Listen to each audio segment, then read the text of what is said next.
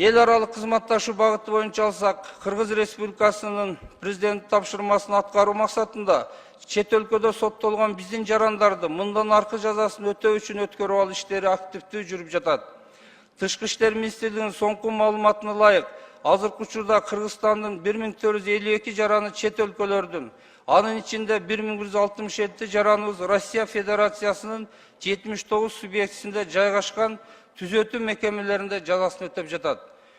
23-жылы чет өлкөлөрдүн аймагында соттолгон 79 жараныбыз өткөрүлүп алынып келинди. Булар Казакстандан 5, Россия Федерациясынан 74. 42 жараныбыз Россиядан алып келүү боюнча тийиштүү иштер жүргүзүүсү аяктап калды. 326 жаран боюнча Россия Федерациясынын Юстиция министрлигине тиешелүү суроо талаптар жиберилди. 494 жараныбыз жазасын Кыргызстанда өтөөдөн өздөрүнүн арызы негизинде баш тартты.